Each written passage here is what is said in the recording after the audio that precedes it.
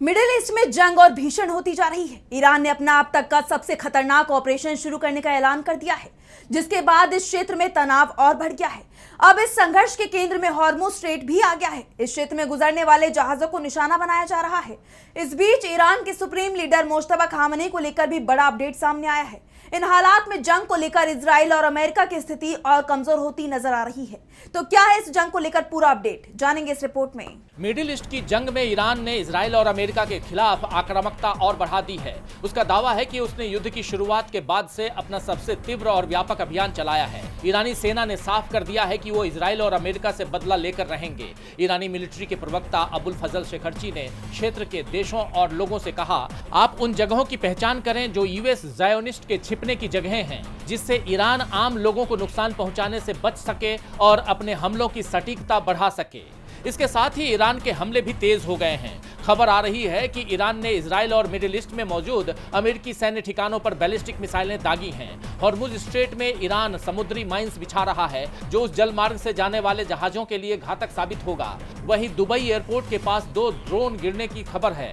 दोहा में भी धमाकों की आवाजें सुनी गईं, जिसके बाद कतर ने हाई सिक्योरिटी खतरे की चेतावनी जारी की है। उधर ईरानी प्रेसिडेंट मसूद पेजेश्कियान ने दुनिया भर के देशों को कड़ी चेतावनी दी है। उन्होंने कहा है कि अगर इंटरनेशनल कम्युनिटी युद्ध के लिए जिम्मेदार लोगों को जिम्मेदार नहीं ठहराती है, तो ग्लोबल ऑर्डर और दुनिया की सिक्योरिटी खतरे में पड़ सकती है। लड़ाई के पीछे के लोगों को नजरअंदाज करने से इंटरनेशनल सिस्टम और अस्थिर होगा। यानी ईरान ने अपना रुख तो साफ किया ही, साथ ही खाड़ी देशों को इस जंग में शामिल करने की अमेरिका की कोशिशों पर भी पानी फेर दिया है।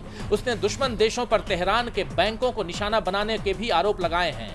ईरानियन रेड क्रिसेंट सोसाइटी ने बताया कि इस जंग में अब तक अमेरिका और इजराइल के 20,000 नागरिक आवासों को निशाना बनाया गया है। इसके अलावा ईरान के नए सर्वोच्च नेता मुश्तबा खामनेई को लेकर जो खबरें चल रही थीं कि वो इजरायली हमलों से घायल हो गए हैं, उन्हें अफवाह बताते हुए ईरान ने खारिज कर दिया है।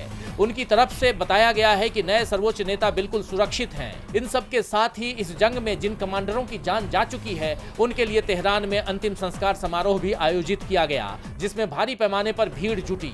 ईरानी जनता की ये एकजुटता अमेरिका और इजराइल को करारा जवाब है, जो तेहरान में तख्ता पलट के ख्वाब देख रहे हैं। बिगड़ते हालात के बीच तुर्की के राष्ट्रपति एर्दोआन ने इस जंग को रोकने की अपील की है।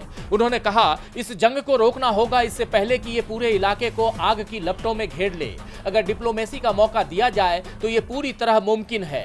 अगर ये बिना सोचे समझे कानून के खिलाफ और अनियमित जंग जारी रही तो जान माल का और नुकसान होगा और ग्लोबल इकोनॉमी पर इसका खर्च और भी बढ़ जाएगा। और इधर यूनाइटेड नेशन ने भी दुनिया को चेताया है। लेकिन सवाल ये है कि मौजूदा हालात में क्या ये जंग खत्म होगी, ये देखना होगा। टीवी लाइव की रिपोर्ट।